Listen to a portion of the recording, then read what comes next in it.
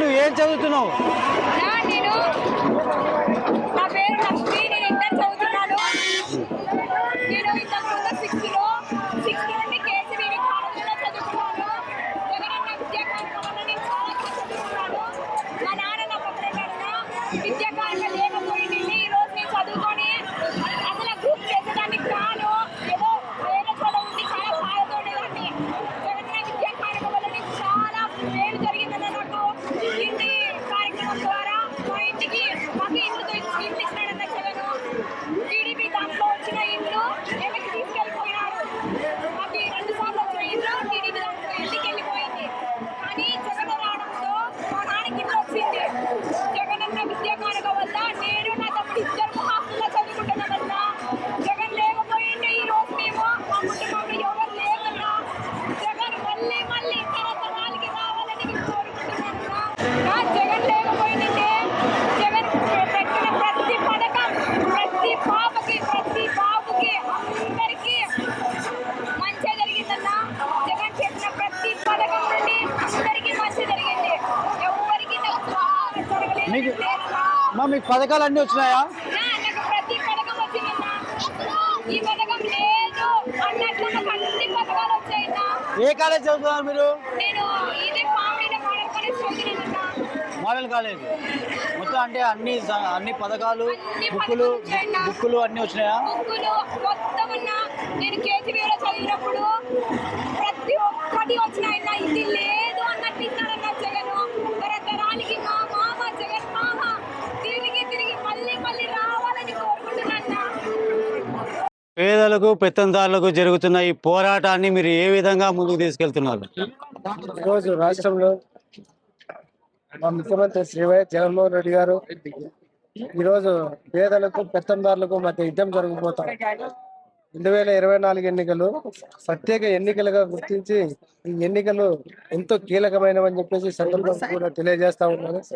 అలాగే రాష్ట్రంలో గత ప్రభుత్వం చేసిన సంక్షేమము అభివృద్ధి కనీస రాష్ట్ర ప్రజలకు కూడా వాళ్ళని అభివృద్ధి చేసాము, వాళ్ళ సంక్షేమ పథకం ఇచ్చామని చెప్పేసి ఒక పథకం కూడా లేదు, ఒక అభివృద్ధి కూడా లేదు.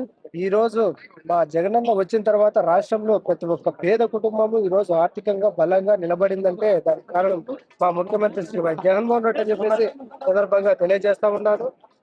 ప్రతి ఒక్క పేద కుటుంబం కూడా ఈ రోజు రాష్ట్రంలో ఆర్థికంగా సామాజికంగా న్యాయంగా ఈ రోజు బలంగా పెంచుకొని వచ్చే ఎన్నికల్లో కూడా ఖచ్చితంగా మా జగన్ చేసుకుందామని ఈరోజు బస్సు యాత్ర సందర్భంగా దాదాపు మన అనంతపురం పార్లమెంట్ పరిధిలో కూడా వచ్చారు. గుర్తు నుంచి వస్తున్నారు. దాని పొడవునా మేము కూడా చూస్తున్నాము. ఎంతో అభిమానం.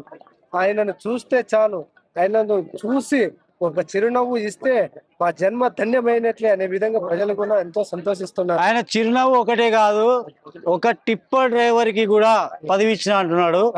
చంద్రబాబు నాయుడు గారు కించపరిచిన మాటలు మీకు ఏ విధంగా అనిపిస్తుంది? నేను కూడా ఒక టిప్పర్ డ్రైవర్ గా ఈ రోజు సామాన్య కార్యకర్తగా గుర్తించి ఈ రోజు ముఖ్యమంత్రి వైఎస్ జగన్మోహన్ రెడ్డి గారు నాకు సింగనమల నియోజకవర్గ ఎమ్మెల్యే అభ్యర్థిగా ఇవ్వడం జరిగింది. నేను ఆయనకు నా జీవితం అంతా రుణపడి ఖచ్చితంగా ఉంటానని చెప్పి సందర్భంగా తెలియజేస్తా ఉన్నాను. మొన్న మీటింగ్ లో జరిగిన చంద్రబాబు నాయుడు గారు నా గురించి ఒక టిప్పర్ డ్రైవర్ కి ఇచ్చాడని చెప్పేసి హేళనగా మాట్లాడాడు.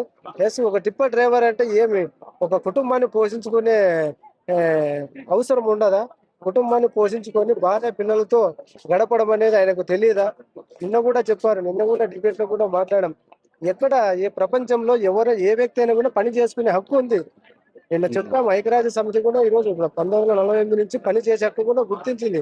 మానవ హక్కుల సాధన పోరాటంలో కూడా ప్రతి ఒక్కరూ పని చేసుకునే హక్కు కల్పించింది. ఈ రోజు హక్కును స్వేచ్ఛను భంగం కలిగించే విధంగా ఆయన మాట్లాడడం ఎంతవరకు సమంజసమని నేను తెలియజేస్తా ఉన్నాను. ఆయన ఏలి ముద్ర అంటున్నాడు, దాన్ని మీరేమంటారు? నేను నిన్ననే సర్టిఫికేట్ మొన్న చూపించాను. నేను ఎస్కే యూనివర్సిటీ అనుబంధ కాలేజీలో MBA ఎకనామిక్స్ పూర్తి చేశాను, BEd కూడా పూర్తి చేశాను. నేను వేలిముద్ర లేదో అది నా మనస్సాక్షిగా తెలుసు, ఆయన మనస్సాక్షి తెలియకూడదు. ఏ వర్గంలోని తెలుగుదేశం పార్టీ నాయకులు కార్యకర్తలు రాసిన స్క్రిప్ట్ చదివి ఆయన ఈ రోజు నా గురించి గుడ్డిగా నమ్మి నా గురించి ఇలా మాట్లాడడం తగదని చెప్పేసి నేను కూడా ఆయనకు హితబోధ చేస్తున్నాను. వీరా గారు, ఒకటి లోకేష్ గారికి మళ్ళా పవన్ కళ్యాణ్ గారికి రాజకీయ లక్షణాలు ఉన్నాయా లేదా? వారి వారి లక్షణాలు బట్టి ఉంటాయి. ప్రజలు ఆశీర్వదిస్తే ఎవరైనా కూడా ఒక వ్యక్తి నిలబడినాడంటే ప్రజలు ఆశీర్వదించిన తర్వాతే రాజకీయాల్లో కొనసాగడం జరుగుతుంది. ప్రజలు ఆశీర్వదించకపోతే అసలు ఆ వ్యక్తి అతని మనస్సాక్షి తెలుస్తుంది. నేను రాజకీయాల్లోకి వచ్చి కొనసాగుతానా లేదా అనే విషయం వాళ్ళ మనసుకే తెలియాలి. అంతేగాని నేను రాజకీయాల్లోకి వస్తున్నాను, నేను రాజకీయాల్లో ఉంటున్నాను, నేను చెప్తున్నాను, నేను చేస్తున్నాను అనేది కాదు. ఒక వ్యక్తిని చూస్తే ఈరోజు మా ముఖ్యమంత్రి జగన్మోహన్ రెడ్డి గారిని చూస్తే ఈరోజు రాష్ట్రంలో ప్రజలందరూ ఒక చిరునవ్వు ఒక చూపు చూస్తే చాలు అంటే అది రాజకీయం అంటే. రాజకీయ లక్షణాలు ఉండడం అంటే ఈ రోజు మా పొలిటికల్ హీరో మా జగనన్న గర్వంగా చెప్తున్నాం. ఈరోజు రాష్ట్ర ప్రజలందరూ కూడా గర్వంగా చెప్తున్నారు మా హీరో జగన్మోహన్ రెడ్డి అని చెప్పేసి. Political hero Jaganmohan Reddy. Political hero ఎవరు? Political hero Jaganmohan Reddy. అంటే వీళ్ళు ఎటువంటి హీరోలు? వీళ్ళు హీరోలా జీరోలా? నేను అవన్నీ చెప్పడం లే. ప్రజలు ఆశీర్వదిస్తే రాజకీయాల్లో కూడా కొనసాగుతారని చెప్తున్నాను. ఆయన జీరోలో హీరోలో వారికే తెలుస్తుంది, వారి మనసాక్షికే తెలుస్తుంది. ఓకే.